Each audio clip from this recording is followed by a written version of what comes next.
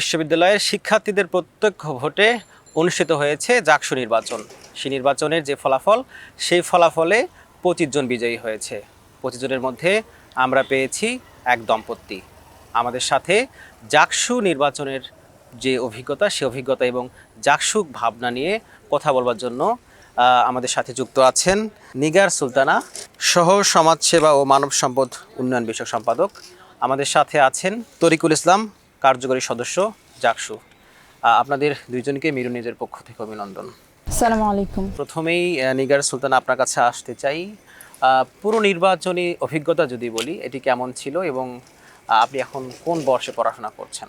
আমি এখন তৃতীয় বর্ষের ফাইনাল পরীক্ষা দিচ্ছি এবং নির্বাচনী অভিজ্ঞতা সবার যেমন ছিল আমার একটু আলাদা ছিল, কারণ নির্বাচনী যত কার্যক্রম আছে সব কিছুই শুরু হয়েছে আমার ফাইনাল পরীক্ষার মাঝখানে। তো অবশ্যই একটু চ্যালেঞ্জিং ছিল আমার জন্য, কিন্তু আল্লাহর রহমতে ভালোভাবে শেষ করতে পেরেছি এবং শিক্ষার্থীদের প্রতি অনেক বেশি কৃতজ্ঞতা আসলে, কারণ তারা অনেক বেশি সাপোর্টিভ ছিল। অনেক ভোটাররাই হচ্ছে প্রথম দিকে আমাকে জিজ্ঞাসা করছিলেন যে আপু এখনও আপনি আমাদের কাছে আসছেন না কেন, কারণ ফাইনাল পরীক্ষা থাকার কারণে সবার থেকে আমার শিডিউল একটু আলাদা করতে হচ্ছিল, কিন্তু শিক্ষার্থীদের সাপোর্টের কারণে আসলে আলহামদুলিল্লাহ খুব ভালো অভিজ্ঞতাই গিয়েছে। তরিকুল ইসলাম, আপনার কাছে আসতে চাই। আমরা জানতে চাই, যেমনটি বলছিলেন যে আপনার যিনি সহধর্মী তিনি সময় পাননি, আপনি তাকে সে সময় প্রক্সি দিয়েছেন কিনা তার যে নির্বাচনী প্রচারণা, সে সাথে আপনার নির্বাচনী যে অভিজ্ঞতা সেটি জানতে চাই। প্রথমে বলে রাখি আর কি, আমরা দুইজনে একত্রে নির্বাচন করার ক্ষেত্রে একটা সুবিধা হয়েছে যে তার প্রচারণা, আমার কিছুটা প্রচারণা ও করতে পারছে মেয়েদের হলগুলোতে, যেহেতু আমাদের রেস্ট্রিকশন ছিল মেয়েদের হলগুলোয় প্রচারণার ক্ষেত্রে, আর ওর প্রচারণাগুলোও আমি করতে পারছি। ছেলেদের সম্পূর্ণ হলগুলো প্রত্যেকটা হলেই ও প্রচারণা চালাইছি। সেক্ষেত্রে ওর যেভাবে সুবিধা হয়েছে আমারও কিছুটা সুবিধা হয়েছে। ওর যেহেতু ফাইনাল পরীক্ষা চলতেছিল, সেক্ষেত্রে প্রচারণার ক্ষেত্রে ওর কিছুটা পিছনে ছিল অন্যদের তুলনায়। আমি সাথে থাকার কারণে আমি মনে করি সেটুকু আর কি কাভার হয়েছে। সে সময় আপনি স্লাট শেমিং যদি বলি, এটা শিকার হয়েছেন কিনা? যখন হচ্ছে নিউজ হচ্ছিল আমাদের দুইজনের ছবি একসাথে দিয়ে, তো তখন খুবই বাজে মন্তব্যের শিকার হতে হয়েছে। মানে সেগুলো তো আসলে বলা যায় না, বেশিরভাগই ফেক আইডি, তবে কিছু আইডেন্টিফাই করা যাচ্ছিল যে তারা কারা, অল্প কিছু আইডেন্টিফাই করা যাচ্ছিল। কিন্তু আসলে যত বেশি স্ল্যাট শেমিং হোক বা বুলিং হোক, ওগুলাকে আমি খুব একটা পাত্তা দিইনি। এটা আগে থেকে আমার ন্যাচারই এরকম যে কোনো কাজ যদি আমি করতে যাই তাহলে সেখানে তো অবশ্যই কিছু বাধা বিপত্তি আসবেই, এটাই স্বাভাবিক। তো আর বর্তমান যে পরিস্থিতি, তো এটা তো এক্সপেক্টেডই ছিল যে বুলিং করবে কিছু মানুষ, তো অনেক বেশি বুলিং হলেও ওইটাকে আমি অনেক বেশি আসলে পাত্তা দিইনি। অবশ্যই ওই সময় খারাপ লেগেছে, বিশেষ করে নারীদেরকে যেভাবে অ্যাটাক করা হয়, যেসব শব্দচয়ন করা হয়, এটা আমরা সবাই জানি। ওই সময় খারাপ লাগে, কিন্তু ওইটাকে অত বেশি গায়ে মাখি নাই। আবার অত বেশি সময়ও ছিল না যে এগুলো অনেক বেশি দেখবো, এটাই। আপনার কাছে একটু জানতে চাইবো, তিনি যেমনটি বলছিলেন যে তাকে সে সময় স্ল্যাট শেমিং করা হয়েছে, সেই জায়গা থেকে আপনার এরকম মনে হয়েছে কিনা যে যারা এমনটি করছে তাদেরকে ধরে এনে মারি, এরকম হয়েছে কিনা? যাদের সাথে খুব ভালো সম্পর্ক, যাদেরকে ভালোবাসা হয়, তার শুধু ওয়াইফ না, অন্যদেরকেও যদি মানে ফ্যামিলির যদি কাউকে যদি এভাবে করা হয়, সেক্ষেত্রেও খারাপ লাগে। আর সেক্ষেত্রে তো ওয়াইফ কিছু কিছু শব্দচয়ন খুবই বাজে ছিল, যেগুলো আসলে স্বামী হিসেবে মেনে নেওয়া সম্ভব নয়। তারপরেও আর কি বৃহৎ কোনো স্বার্থের কারণে এগুলো মেনে নেওয়া, যে আমরা যে কাজে অগ্রসর হচ্ছি শিক্ষার্থীদের অধিকার আদায়ের লক্ষ্যে, শিক্ষার্থীদের পাশে থাকবো, শিক্ষার্থীদের কথা বলবো, ভয়েস রেজ করবো, সেক্ষেত্রে এগুলোকে ছোট করেই দেখছি আমি, যে হতেই পারে এগুলো মেনে নিয়েই সামনে আগানো। খারাপ লাগার জায়গাটা তো আছেই, খারাপ অবশ্যই লাগছে, তারপরও আর কি মেনে নিয়ে আর কি সামনে আগানো। মানে মাঝখানে এমন মনে হয়েছে কিনা যে নির্বাচন থেকে সরে আসুক?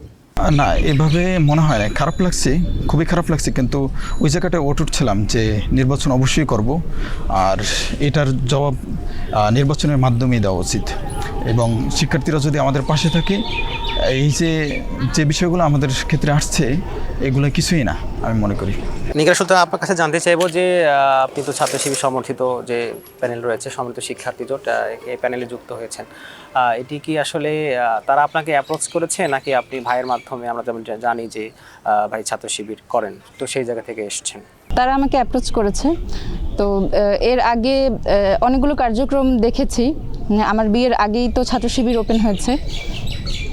তো অন্য সমস্ত ছাত্র সংগঠনের থেকে ছাত্র শিবির অনেক বেশি শিক্ষার্থী বান্ধব কাজ করেছে। আমরা দেখেছি যে মেডিকেল ক্যাম্প করেছে, শিক্ষার্থীদেরকে বৃত্তি দিয়েছে, প্রকাশনা উৎসব করেছে, সম্মিলিত ইফতার করেছে।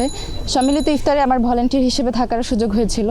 তো সেই জায়গা থেকে তাদের আদর্শিক যে জায়গা, এটা দেখে আমার অনেক বেশি ভালো লেগেছে। বিশেষ করে নারীদের প্রতি তাদের যে শ্রদ্ধাবোধ, আমরা দেখি যে শিক্ষার্থীরা অনেকেই বলতেছিল যে শিবিরকে ভোট দিব, কারণ হচ্ছে ছাত্র শিবিরের ভাইরা নিচের দিকে তাকিয়ে কথা বলে।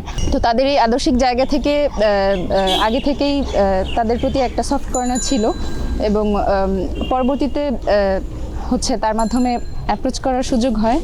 তো যেহেতু ছাত্র শিবির থেকে অ্যাপ্রোচ করেছে, এবং আরও একটা প্লাস পয়েন্ট আমার জন্য ছিল যে প্রচারণা বা অন্যান্য কাজে আমার হাজব্যান্ড আমাকে সহযোগিতা করতে পারবে, আবার সে একই প্যানেলে আছে। তো এই দুই বিষয় মিলিয়ে হচ্ছে প্যানেলে আসা। আমরা তো জানি যে ছাত্র শিবির তারা বলে যে যারা ক্যাম্পাসে এর আগে হচ্ছে বিভিন্ন কার্যক্রমের সাথে যুক্ত ছিল, বিভিন্ন সংগঠনের সাথে যুক্ত ছিল, তাদেরকে তারা অ্যাপ্রোচ করেছে। তো সেক্ষেত্রে আপনার যে পথ সেটা হচ্ছে সমাজসেবা। তো আপনার এর আগে বিশ্ববিদ্যালয়ে কী কী কাজ আছে এরকম যে আপনি সমাজসেবামূলক কাজ করেছেন? আমি হচ্ছে কোরআন অ্যান্ড কালচারাল স্টাডি ক্লাব এর ফিমেল সেকশনের কোহেড হিসেবে দায়িত্বরত আছি।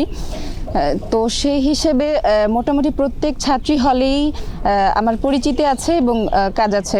ছাত্রীদেরকে তাফসির পাঠ প্রোগ্রাম সহ বিভিন্ন কার্যক্রমে হচ্ছে আমি অংশ নিয়েছি, এবং সামাজিক বিভিন্ন কাজে হচ্ছে অংশগ্রহণ করার সুযোগ হয়েছে। আর হলের ভিতরে যদি হচ্ছে বলেন, আমি ফার্মেসি ডিপার্টমেন্টে পড়ি, তো বিভিন্ন রোগব্যাধি সম্পর্কে সচেতনতা বা অন্যান্য সচেতনতা বিষয়ক যেসব কার্যক্রম আছে সেসব বিষয়ে আমার অংশ নেওয়ার সুযোগ হয়েছে আর কি। এছাড়া কখনো কোনো বিষয় যদি ভয়েস রেজ করতে হয়, তখন শিক্ষার্থীদের পাশে থাকার সুযোগ হয়েছে। তরিকুল, আপনার কাছে জানতে চাইবো যে আপনারা তো বিয়ে করেছেন, বিয়ের যাত্রাটা কবে এবং কে আগে প্রস্তাব দিয়েছে? বিয়ের প্রস্তাব ফ্যামিলি থেকেই মূলত গেছে, তবে আমার বাসা থেকে আমাকে বিবাহ করার জন্য পাত্রী খুঁজতেছিল। সেক্ষেত্রে আমাকেও বলা হয়েছিল যে আমি যেন খুঁজি এবং দেখি। তখন আমি ক্যাম্পাসে জানতে পারি যে বাগেরহাটি নিগারের কথা জানতে পারি যে ও আছে। তারপর এটাকে বাড়িতে, আপনার একই এলাকার, ও আমার পাশের উপজেলার আর কি। তখন বাড়িতে জানানো হয়, বাড়িতে খুঁজতেছি, গিয়ে দেখা হয় যে রিলেটিভই হয়, একটু দুঃসম্পর্ক রিলেটিভ হয়। তারপর তো ফ্যামিলি থেকে আর কি সব কার্যক্রম। ক্যাম্পাসে কখনোই কথা হয় নাই তার সাথে। প্রথমেই আর কি ওদের বাড়িতে যাওয়ার পরই প্রথম কথা হয় ওর সাথে। এই ফুললি ফ্যামিলি থেকেই আর কি অ্যারেঞ্জ করা। কোন কোন দিকগুলো বিবেচনা করে মনে করলেন যে তাকে বিয়ে করলে আপনি সুখী হবেন? আমার পছন্দের জায়গা যদি বলেন। হ্যাঁ, আমার কিছু ক্রাইটেরিয়া ছিল আগে থেকেই আর কি। এগুলা আগে থেকেই বলা ছিল যে ফ্যামিলিকে বলা ছিল যে এই ক্রাইটেরিয়া যদি মেলে তাহলে আমি আর কি রাজি। সেক্ষেত্রে ক্রাইটেরিয়াগুলো মিলে গেছে ওর সাথে মোটামুটি, যে একটু ধার্মিক হওয়া বা একটু মেধাবী হওয়া, মানে কয়েকটা ক্রাইটেরিয়া, মূলত 4টে ক্রাইটেরিয়া ছিল। 4টে ক্রাইটেরিয়া ওর সাথে মিলে গেছে, এবং যেহেতু ক্যাম্পাসের হয়েছে সেক্ষেত্রে 4টে ক্রাইটেরিয়া: মেধাবী, ধার্মিক হওয়া, ফ্যামিলি স্ট্যাটাস একটু ভালো হওয়া। ফ্যামিলি স্ট্যাটাস ভালো হওয়া বলতে আমরা কি বুঝবো? অর্থনৈতিকভাবে ভালো হওয়া নাকি আসলে না, ফ্যামিলি স্ট্যাটাস এই যে অর্থনৈতিক ব্যাপার না। আমি বাড়িতে জানানো হয়েছিল যে ফ্যামিলি স্ট্যাটাস মানে সামাজিক সম্মান, যেটা আর কি ফ্যামিলির সামাজিক সম্মান থাকা আর কি। অর্থাৎ কেউ প্রাইমারি স্কুলের টিচার অথবা ইফতেদায়ী টিচার, তার ফ্যামিলির মানে সামাজিকভাবে একটা অবস্থান থাকে। আমি এই অবস্থানটা চাইছিলাম। সেক্ষেত্রে অনেক বড়লোক হইতে বা গরিব হইতে হবে এটা না আর কি, মানে যেন সমাজে একটা অবস্থান থাকে তারা, এটা চাইছিলাম। ছাত্র অবস্থায় বিয়ে করলেন, পরিবার এটি আসলে কিভাবে অ্যাপ্রিসিয়েট করলো? আমাদের সমাজ তো বলে যে আসলে পড়াশোনা শেষ করে চাকরি করবে, তারপরে বিয়ে করবে, যদি চাকরি না করে তাহলে বউকে কি খাওয়াবে? আমার ফ্যামিলি এই জায়গাটাকে একটু ব্যতিক্রম। আমার ফ্যামিলি আগে থেকেই চাইছিল যে যখন থার্ড ইয়ারে আমি পড়ি তখন থেকে বাড়িতে চাইছিল যে আমাকে বিয়ে করে দেখে। তো আমি একটু লেট করছি পড়াশোনার জন্য হ্যাম্পার না হয়, এই কারণে যে অনার্সটা শেষ হোক, অন্তত অনার্সটা শেষ হওয়ার পরে তারপর আর কি বিয়েটা করি। সেক্ষেত্রে যখন অনার্স শেষ হয়েছে তখন আর কি বাড়ি থেকেই তাদেরই উদ্যোগটা বেশি ছিল আর কি। আমার ফ্যামিলি অন্যান্য ফ্যামিলির তুলনায় একটু ব্যতিক্রম, যার ফলে আমার সহজ হয়েছে। এখন আমার বাবা আমাকে হেল্প করতেছে প্রতি মাসেই আর কি আমাদের যে খরচটা হয় কিছুটা বহন করে আমার বাবা। সবগুলো আমরা বহন করতে পারি। আমরা যদি দুজন টিউশন করাই, তারপরও আর যদি অতিরিক্ত প্রয়োজন হয় সেটা আমার বাবাই বহন করে। সেক্ষেত্রে আমার ফ্যামিলি অন্যান্য ফ্যামিলির তুলনায় একটু ব্যতিক্রম হওয়ার কারণে আমার এটা সহজ হয়েছে। আমার কাছে আমরা এই বিষয়ে আরও জানবো পরে। আমরা একটু জানতে চাই আপনি তরিকুল ভাইকে আসলে কোন কোন দিক বিবেচনা তাকে গ্রহণ করলেন? চাকরি না করার পরেও একটা মেয়ে আসলে কিভাবে অ্যাকসেপ্ট করে? আমরা তো জানি যে মেয়েরা চায় যে একটা সিকিউর জব থাকবে বা সে কিছু করবে। বিয়ের ক্ষেত্রে তার কিছু ক্রাইটেরিয়া ছিল যেগুলো মিলে যাওয়ার কারণে সে বিয়ে করছে। অবশ্যই আমারও এরকম দেখার কিছু ছিল যেগুলো মিলে যাওয়ার কারণে বিয়ে হয়েছে। তো পরিবারের চিন্তা ভাবনার সাথে আমার চিন্তা ভাবনার আগে থেকেই মিল ছিল। যে তিনি বলেছেন যে আপনারা দূর সম্পর্কের আত্মীয়, তো তিনি আপনাকে কখনো দেখেনি, আপনি দেখেছেন কিনা? না, আত্মীয় বলতে অনেক দূর সম্পর্কের আত্মীয় আর কি। কোন কোন দিকগুলো বিবেচনা করে তাকে গ্রহণ করলেন? আমার পরিবারের সবসময় হচ্ছে ইচ্ছা ছিল যে ধার্মিক হতে হবে, যে বিষয়টা আর কি, যে চরিত্রবান ছেলে যদি হয় এবং তার অবস্থান যদি ভালো থাকে সেটা একটা সময় যে কিছু না কিছু করবে। বর্তমানে বিয়েটাকে যেভাবে কঠিন করে ফেলা হয়েছে, যে আপনি যেটা বললেন যে চাকরি করতে হবে বা সিকিউর জব আছে কি না এটা দেখার পরে হচ্ছে বিয়ে দেওয়া হয়। কিন্তু আলটিমেটলি দেখেন এটা থেকে কি হয়েছে, মানে আমরা আউটপুট কি পাচ্ছি, যে সমাজে অশ্লীলতা বেড়ে যাচ্ছে, সামাজিক যে নৈতিক অবক্ষয় ক্যাম্পাসে তো আরও অনেক বেশি দেখা যায় অনেক সময়, যে দেরিতে বিয়ের কারণে অনেক ধরনের সমস্যায় পড়তে হয়। বিশেষ করে নারীদের কিছু হেলথ ইস্যু তৈরি হয়ে যায় দেরিতে বিয়ে হওয়ার কারণে। তো আমার পরিবার থেকে এই বিষয়টাতে আগে সচেতন ছিল যে আমি এখন স্টুডেন্ট, তো আমার খরচ যদি বিয়ের আগের কথা যদি বলি, যে আমার খরচ আমার পরিবার দিচ্ছে, না হলে আমি কিছু বহন করছি, সব মিলায় তো আমি চলতেছি এখানে, বা সেও স্টুডেন্ট, তো তার খরচও সে কোনো না কোনোভাবে বহন করছে। এবং বিবাহ বহির্ভূত সম্পর্ক যাদের আছে দেখেন যে তারা একসাথে ক্যাম্পাসে অবস্থান করতেছে, এটাতে কিন্তু কোনো প্রবলেম হচ্ছে না। কিন্তু যখনই কেউ বলতেছে যে না এদের দুজনকে বিয়ে দেই, তখনই হচ্ছে সবাই বলতেছে যে সে তো জব করে না, তাহলে আসলে খাওয়াবে কি। কিন্তু আমাদের দুই পরিবার থেকেই এই বিষয়টাকে সহজভাবে দেখেছে যে ছাত্রাবস্থায় বিয়ে করলেও আগে যেভাবে হচ্ছে সাপোর্ট দিত ফ্যামিলি থেকে, এখন বিয়ের পরেও যদি সেভাবে সাপোর্ট দেয়, এবং তার তো 1 বছরও নাই এখন, আর কয়েক মাস পরে পড়াশোনা শেষ হয়ে যাবে, মানে মাস্টার্স শেষ হয়ে যাবে। তো স্বাভাবিক প্রক্রিয়ায় তো এরপরে সে হচ্ছে চাকরি করবে বা কিছু না কিছু করবে। তো চাকরির চিন্তা বা হচ্ছে অর্থনৈতিক বিষয়টাকে অনেক বেশি প্রাধান্য দেওয়া হয় নাই, চারিত্রিক বিষয়ে প্রাধান্য দেওয়া হয়েছে। আর আরও একটা প্লাস পয়েন্ট ছিল যে সে হচ্ছে হাফেজ। তো এই বিষয়টাকে আমি এবং আমার পরিবার খুবই ভালোভাবে গ্রহণ করেছি, এবং সে হচ্ছে এখনও তার হিপস ধরে রাখছে, যে এই বিষয়টা অনেক বেশি হচ্ছে পজিটিভভাবে প্রভাব ফেলছে আর কি।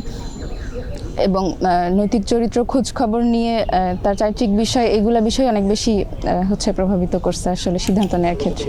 আপনাকে জানতে চাই যে আপনি তো এখন জাসদে নির্বাচিত একজন প্রতিনিধি, এবং একই সাথে আপনার পরিবারের দায়িত্ব যদি বলি, আপনি বিবাহিত, শিশুদের পড়াশোনা এখন পর্যন্ত শেষ হয়নি, সব কিছু মিলে আসলে কি প্ল্যান করছেন? যদি বলি কোনো বিব্রতকর অবস্থার মধ্যেই পড়ে গেলেন কিনা? না, আমার এটা মনে হচ্ছে না। ফ্যামিলির যে ব্যাপারটা আর কি, এটা আমি ছাত্র অবস্থায় যেভাবে হ্যান্ডেল করতাম, যেভাবে নিজে চলতাম, খুব একটা পরিবর্তন আসছে এমনটা না, স্বাভাবিকভাবেই চলতেছে। যেহেতু আমি টিউশন করাচ্ছি, ও টিউশন করাচ্ছে, ফ্যামিলি থেকে সাপোর্ট পাচ্ছি। ওই যে অর্থনৈতিক যে চাপটা, ফ্যামিলি গঠন হলে যে প্রথম যে চাপটা পড়ে অর্থনৈতিক চাপ, ওই চাপটা আমার মনে হচ্ছে না, ফিল হচ্ছে না এখন পর্যন্ত, স্বাভাবিকভাবেই চলতেছে। সেক্ষেত্রে জাকসুর দিকে আমি ফোকাস দিতে পারবো ইনশাল্লাহ। চাকরিতে কী কী করতে চান? প্রথমত আমি চাই যে আমার যে ইশতেহারগুলো ছিল এগুলো নিয়ে তো কাজ করব, এবং আমার পদে যারা অন্য প্রতিদ্বন্দ্বী ছিল তাদের যে ইশতেহারগুলো আছে এগুলো নিয়ে কাজ করতে চাই। তাদের ইশতেহারগুলোকে আমার ইশতেহার বানিয়ে একত্রে কাজ করতে চাই তাদেরকে নিয়ে। কেননা আমাকে অনেকে ভোট দিচ্ছে, তারা আমাকে চাইছে ওই জায়গাটায় দেখতে, এই পথটাই দেখতে আমাকে চাইছে যে তাদেরকে নিয়ে আমি কাজ করি। কিন্তু আমার প্রতিদ্বন্দ্বী যারা ছিল তাদেরকে কেউ না কেউ তো ভোট দিছে, তারাও তো চাইছে যে তাদের ওই ইস্তেহারগুলো বাস্তবায়িত হোক ক্যাম্পাসে। আমি সেক্ষেত্রে চাবো যে আমি সবাইকে নিয়ে কাজ করতে চাই, আমাকে যারা পছন্দ করছে বা অন্যদেরকে যারা চুজ করছে আর কি, সবাইকে একত্রে নিয়ে কাজ করতে চাই। অর্থাৎ তাদের যে ইস্তেহারগুলো চাইছিল যে শিক্ষার্থীরা, যে তাদের ওই ইস্তেহারগুলো প্রয়োজন, আমি চাই ওই ইস্তেহারগুলো আমার ইস্তেহার বানিয়ে সম্মিলিতভাবে আর আমার প্রতিদ্বন্দ্বী যারা ছিল তাদেরকে নিয়ে একত্রে কাজ করতে চাই। দীর্ঘদিন তো ছাত্র শিবির আপনাদের ক্যাম্পাসে রাজনীতি করতে পারেনি প্রকাশ্যে, এখন প্রকাশ্যে করবার সুযোগ হয়েছে এবং আমরা সামাজিক যোগাযোগ মাধ্যমে এমনটি দেখতে পাই যে এখানে একটা সময় পাখি মারা অপরাধ ছিল কিন্তু শিবির মারা অপরাধ ছিল না। এই বিষয়টিও আমরা দেখতে পাই। আসলে সব কিছু মিলে এখন কি পরিস্থিতি আপনাদের এই ক্যাম্পাসে ছাত্র শিবিরে? 5 তারিখের পরে বাংলাদেশ যেভাবে পরিবর্তিত হয়েছে, আমাদের ক্যাম্পাসে সেমভাবেই পরিবর্তন হয়েছে। আগে যেভাবে ছাত্র শিবির পরিচয়, আমি নিজেও পরিচয় দিতে পারি না যে আমি ছাত্র শিবির করি, যে এটা হলো যে ক্যাম্পাসে এমন অবস্থা ছিল যে বলছিল যে 22টি সংগঠন আমাদেরকে নিষিদ্ধ করা হয়েছে, ছাত্র শিবিরকে নিষিদ্ধ করা হয়েছে। এটা একেবারে ভিত্তিহীন ছিল। পরবর্তীতে আমরা এটা জানতে পারছি যে এটা একেবারে ভিত্তিহীন ছিল, যে এটা শুধু প্রোপাগান্ডার মাধ্যমে এটা এস্টাবলিশ করা হয়েছে ক্যাম্পাসে যে 22টি সংগঠন তা আমাদেরকে চায় না, ছাত্র শিবিরকে চায় না, ছাত্র শিবির ক্যাম্পাসে রাজনীতি করতে পারবে না। পরবর্তীতে 5 তারিখের পরে যখন আমরা ওপেন হই তখন দেখতে পাই যে এতদিন যে আমাদেরকে চাপিয়ে রাখা হয়েছে, এটা একটা ভুয়া চাল ছিল তাদের। 5 তারিখের আগে যে অবস্থা ছিল, আমরা নিজেরা বাইরে কথা বলতে পারতাম না, শিবির হিসাবে অন্য পরিচয় থাকতে হইতো বা সাধারণ শিক্ষার্থী হিসেবে থাকতে হইতো আর কি।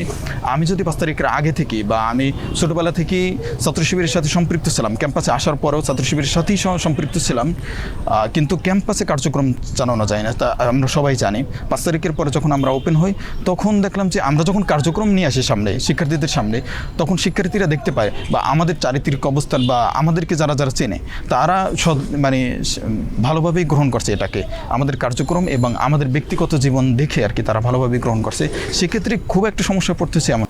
আপনারা তো বিজয় লাভ করেছেন বৃষ্টিতে, এখন তো আপনারা প্রভাবিত করার একটা চান্স হয়তো পেয়েছেন, কি প্রভাবিত করবেন কিনা? না, ইনশাআল্লাহ এটা আমাদের এরকম করার কোনো ইচ্ছা নাই বা এটা করাও আমাদেরকে ঠিক হবে না। এটা তো ঠিক না আর কি, যে আমরা এখন বড় একটা সংখ্যক বিজয় হয়েছি, আমরা আমাদের আদর্শকে চাপিয়ে দেব। সেক্ষেত্রে শিক্ষার্থীরা যেভাবে চাবে, ক্যাম্পাস যেভাবে তারা যেভাবে চায় সেভাবে আমরা বাস্তবায়ন করে ট্রাই করবো ইনশাআল্লাহ।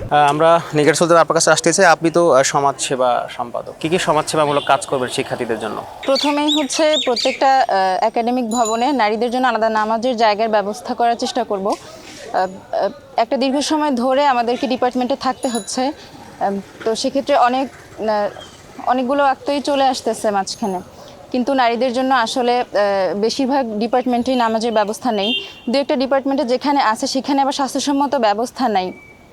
যেরকম নতুন কলা ভবনের নামাজের স্থানের কথা যদি বলি, নারীদের জন্য যেটা নির্ধারিত আছে সেইখানে পর্যাপ্ত স্বাস্থ্যসম্মত অবস্থা নেই। তো আমি চেষ্টা করব প্রত্যেকটা একাডেমিক ভবনে যাতে নারীদের জন্য নামাজের জায়গা ব্যবস্থা হয় এবং পরিপূর্ণ স্বাস্থ্যসম্মত অবস্থা সেখানে থাকে। এছাড়া প্রত্যেকটা ফ্যাকাল্টিতেই স্যানিটারি ন্যাপকিনের ভেন্ডিং মেশিন স্থাপন করব ইনশাল্লাহ। আর অনেক রোগব্যাধি সম্পর্কে আসলে আমরা সচেতন না অনেকগুলো বিষয়েই, তো নারীদের বিভিন্ন রোগব্যাধি সম্পর্কে সচেতনতা ক্যাম্পেইন করব। এবং আমার মানব সম্পদ উন্নয়নের আরেকটা বিষয় আছে, তো এই জন্য ক্যারিয়ার গাইডলাইন সেমিনার আয়োজন করার চেষ্টা করব। যদিও বিশ্ববিদ্যালয়ে অনেক মেধাবীরা আসে, কিন্তু পরবর্তীতে পর্যাপ্ত গাইডলাইনের অভাবে অনেকেই সঠিক ট্র্যাকটা খুঁজে পায় না। তো এই জন্য আমরা যারা আমাদের অ্যালামনাই আছে তাদের সাথে সমন্বয় করে চেষ্টা করব যে বিভিন্ন সময় ক্যারিয়ার গাইডলাইন সেমিনার আয়োজন করা এবং উচ্চশিক্ষার জন্য যাতে শিক্ষার্থীরা পর্যাপ্ত সাপোর্ট পায়, এর জন্য কাঠামোগত যত সহযোগিতা দরকার হয় এটা যাতে নিশ্চিত করা যায়, এই বিষয়ে চেষ্টা করবো ইনশাল্লাহ। আপনাদের দুইজনকে মিরুনিজে সময় দেওয়ার জন্য অসংখ্য ধন্যবাদ। দর্শক, আপনারা যেমনটি শুনছিলেন চাকসুতে বিজয়ী দম্পতির কাছ থেকে জাহাঙ্গীরনগর বিশ্ববিদ্যালয় নিয়ে তাদের যে ভাবনা, সেই ভাবনা সম্পর্কিত কথাবার্তা। ভালো থাকুন, সুস্থ থাকুন, ধন্যবাদ।